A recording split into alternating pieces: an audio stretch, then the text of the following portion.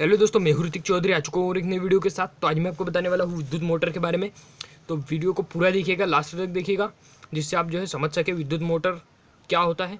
तो मैंने यहाँ पर कुछ प्रश्न लिए हैं जो कि विद्युत मोटर के बारे में एग्जाम में आपको पूछे जा सकते हैं।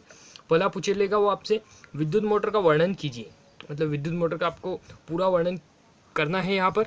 दूसरा प्रश्न पूछ लेगा, विद्युत मोटर का सचित्र तथा विद्युत मोटर के मुख्य भागों सहित वर्णन कीजिए। मतलब विद्युत मोटर का चित्र बनाना है और विद्युत मोटर के मुख्य भागों सहित आपको वर्णन भी करना है। तो विद्युत मोटर का मैं एक चित्र भी बनाकर आपको स्वयं दिखाऊंगा कि आपको कैसे कैसे विद्युत मोटर की शुरुआत करनी है। ठीक है, तो ये रहा हमारा विद्युत मोटर। तो मैं आपको एक डीसी मोटर है मेरे पास, तो उसके माध्यम से आपको समझाने की कोशिश मैं करूँगा। ठीक है, तो देखिए, सबसे पहले हम इसका सिद्धांत, थोड़ी परिभाषा देख लेते हैं। इसका परिभाषा सिद्धांत, तो इसकी हमें परिभाषा है। ठीक है, विद्युत मोटर एक ऐसी युक्ति है जो विद्युत ऊर्जा को यांत्रिक ऊर्जा में परिवर्तित करती है। ठीक है, तो यहाँ पे आपने नोटिस की विद्युत ऊर्जा यानी हमारी बिजली, ठीक है, हमारे घर में जो लाइट आती है वह को यांत्रिक ऊर्जा यानी आप गतिज ऊर्जा समझ सकते हैं। मतलब विद्युत को गति में परिवर्तित करती है। यह हम देखिए मोटर, ठीक है, हम यहाँ से इसको विद्युत देते हैं, ये दो टर्मिनल से, तब जाके इसमें गति होती है।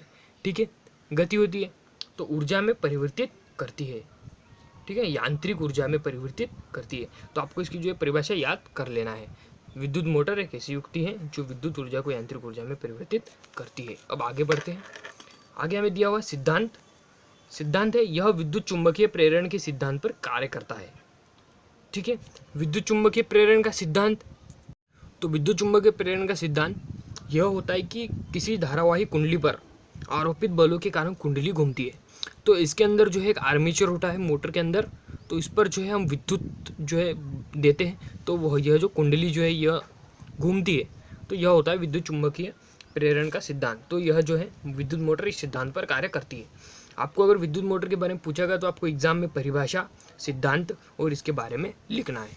ठीक है, अब आते हैं विद्युत मोटर के मुख्य भाग। ठीक है, सबसे पहली बात करते हैं क्षेत्र चुंबक एनईएस मतलब नॉर्थ एंड साउथ। ठीक है, क्षेत्र चुंबक एनईएस यह स्थायी चुंबक होता है।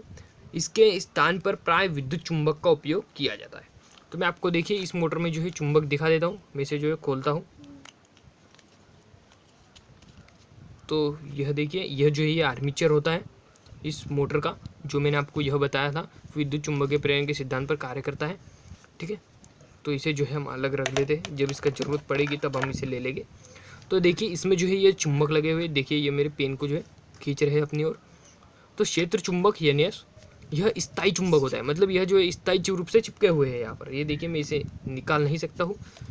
इसके स्थान पर प्राय विद्युत चुंबक का उपयोग किया जाता है। तो यहाँ पर विद्युत चुंबक का उपयोग नहीं किया गया है। विद्युत चुंबक का उपयोग बड़ी मोटर में किया जाता है। हमारे पास छोटी मोटर है, इसलिए इसमें विद्युत चुंबकीय प्रेरण का उपयोग नहीं किया गया है। बिल्कुल सिंपल है। अगला देखते हैं हम, अगला पॉइंट, कुंडली या आर्मेचर। तो देखिए आर्मेचर इस सर्किट को कहते हैं। इस सर्किट को हमने मोटर के अंदर से निकाला है, इसे आर्मेचर कहते हैं।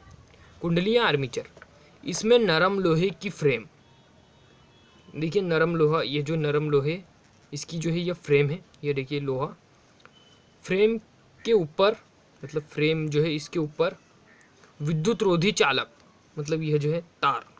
ठीक है, इसमें विद्युत रोधी नहीं है, इसमें विद्युत प्रवाहित करने वाले तांबे के तार लगाए गए हैं, तारों से लपेट कर बनाते। तो देखिए इस पर ये तांबे के तार लपटे गए हैं, इससे यह बनाई गई है, जिससे यह घुरी पर घूमता है, जिससे यह तार लपटे गए हैं, जिससे यह आर्मेचर में फिट रहता है, जिससे ये घुरी पर यानी इस पर ये डंडी पर घूमता है।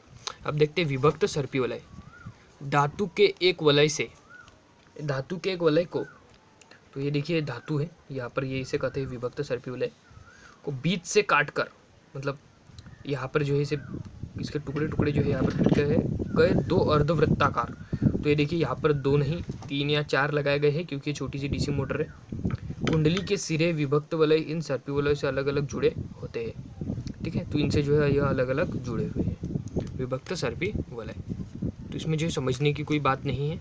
आप अगर विभक्त सर्पी वलय में थोड़ा सा भी अगर लिख देंगे कि यह अर्धवृत्ताकार वलय कुंडली के सिरे विभक्त इन सर्पी वलय से अलग जुड़े हुए होते, ठीक है, तो आपको अंक मिल जाएंगे।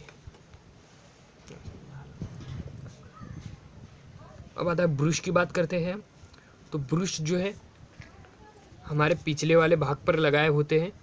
तो ये देखिए, इसमें जो है ब्रश का प्रयोग नहीं किया गया है, इसमें जो है अंदर तारों का प्रयोग किया गया है। ये आपको 2 तार दिख रहे होंगे।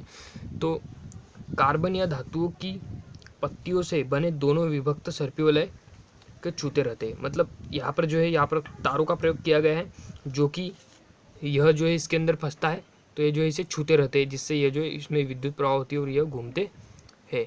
लेकिन इसके स्थान पर जो है यहाँ पर ब्रश लगे होते हैं, यहाँ पर और यहाँ पर। तो बड़ी मोटरों में जो है, एसी मोटरों में जो ज़्यादा वोल्टेज की होती है, 200 वोल्टेज की, उनमें जो है ब्रश का प्रयोग करते हैं, छूते रहते हैं। विद्युत धारा आर्मेचर से ब्रश से होकर प्रभावित होती है। विद्युत धारा जो है इनके जो ब्रश में, अगर यहाँ पे ब्रश लगे होते हैं तो उससे जो है प्रभावित होकर इस आर्मेचर को मिलती है, इससे जो है यह चलते हैं। अब जो है, अब बात आती है हमारे चित्र की कि सर हम बोर्ड एग्जाम में चित्र कैसा बनाएं। तो देखिए, आपको जो है चित्र मायने नहीं रखता है ये इसमें, लेकिन मैं आपको चित्र बता देता हूँ। मेरी ड्राइंग बहुत ख़राब है, फिर भी जो है मैंने चित्र बनाया है। तो ये देखिए, यहाँ पर जो है 2 चुंबक लगे हुए हैं, north pole and south pole, ठीक है, नॉर्थ एंड साउथ, आपको इनका जो है नाम लिखना है। तो देखिए, हमारी जो मोटर है उसमें भी 2 जो है चुंबक लगे हुए हैं। तो मैंने जो है चित्र में 2 चुंबक बनाए हैं। यह बात करते हैं आर्मेचर की, तो इसमें जो है हम आर्मेचर डालते हैं कुछ इस प्रकार से जो है इसमें आर्मेचर हम डालते हैं। तो ये जो है आर्मेचर भी मैंने बनाया है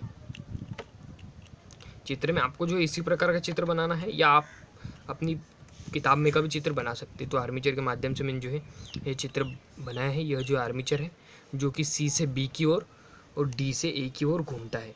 और यह जो है इसके ब्रश है, देखिए कार्बन ब्रश लिखा हुआ है मैंने, कार्बन ब्रश दोनों तरफ से।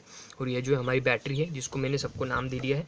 आपको जो है सबको नाम दे देना है, ठीक है। और यह घुरी अक्ष है।